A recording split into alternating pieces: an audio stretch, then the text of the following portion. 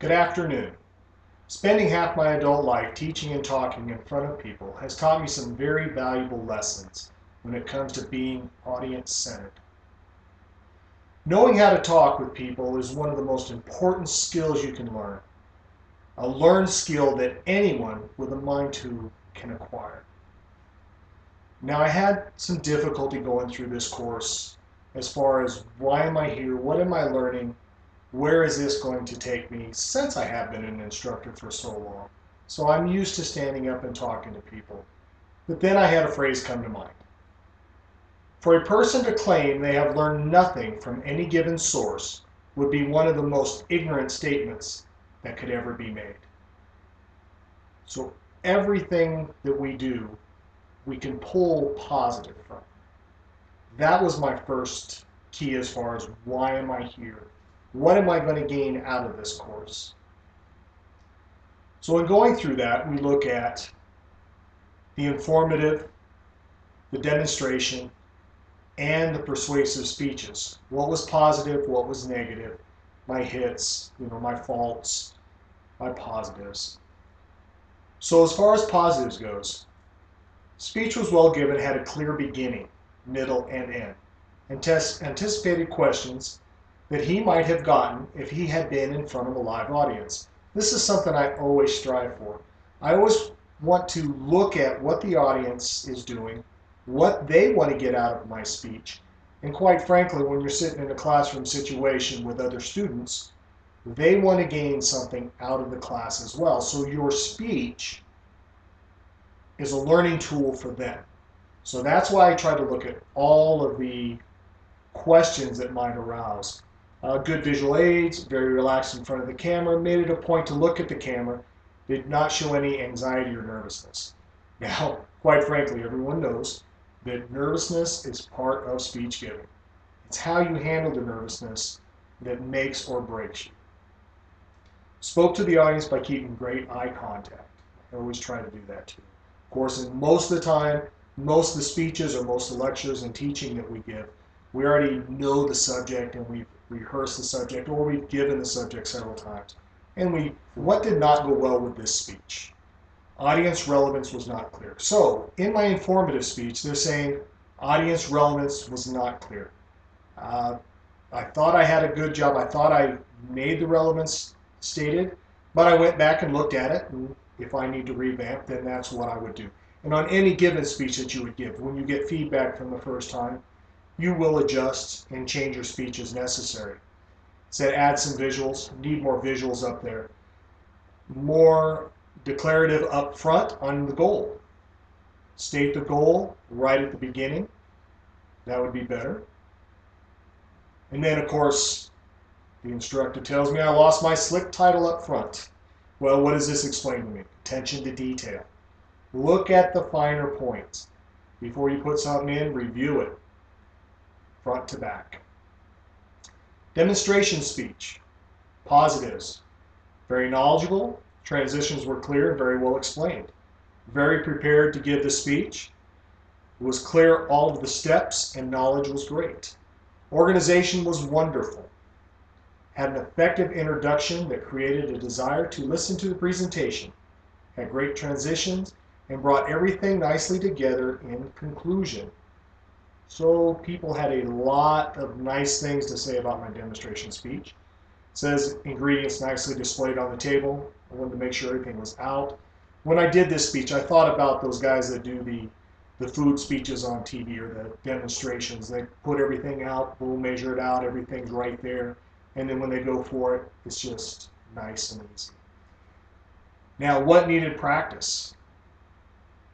Be careful not to make assumptions. One of the things that I said in this one was that it was healthy, or that everybody liked healthy.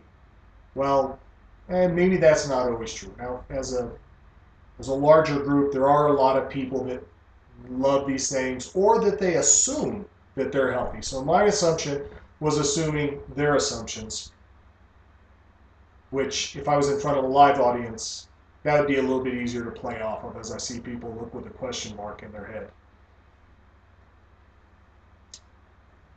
What was some of the things that needed practice? Well, that was the assumption. Seems stiffer and less relaxed in front of the camera.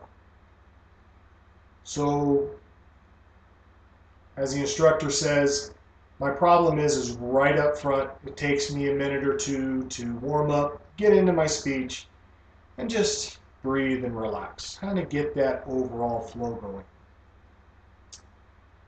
Persuasive speech. Now, in my persuasive speech, I'm not going to talk about what went well, because quite honestly, all the feedback that is given on what went well was really the same as all the other feedback I had gotten. When it comes to the other students and then putting in, most of them like to just say positive things anyway and make you feel good. You don't have a lot of negative stuff said in the first place. So with the persuasive, it was kind of the same language. What still needed practice? Knowing what areas are most important in a specific speech and putting in relative points to help with the outcome. Boom. Right there. Knowing at which points to put stuff in. Sometimes you get jumbled up.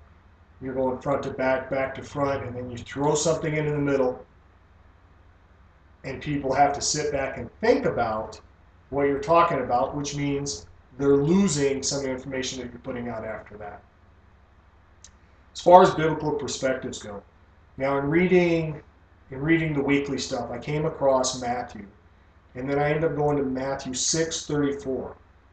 Therefore, do not worry about tomorrow, for tomorrow will worry about itself. Each day has enough trouble of its own. I think that's pretty self-explanatory. Why should I worry about this speech? The nerves and everything else. Well, granted, like I said, everybody has nerves, but why should I worry about it? I'm going to do it. It's going to be given. You're going to take it as you take it and get feedback as feedback is given. So in the grand scheme of things, worrying about something that's taking me 10 minutes to do of my life is not something worth worrying about.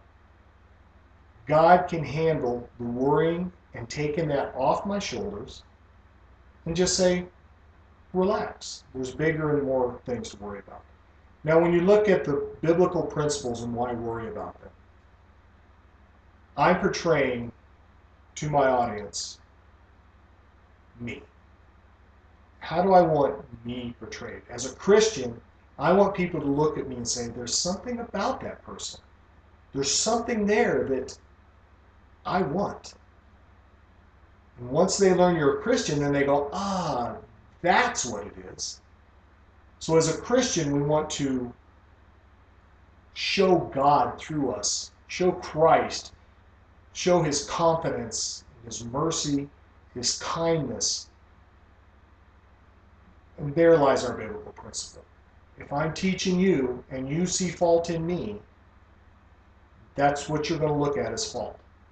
But if I'm teaching you and you see Christ through me, then you're going to look at it and go, ah, I see this. And it gives you a lot more validity as far as being truthful. But quite honestly, that's a big one.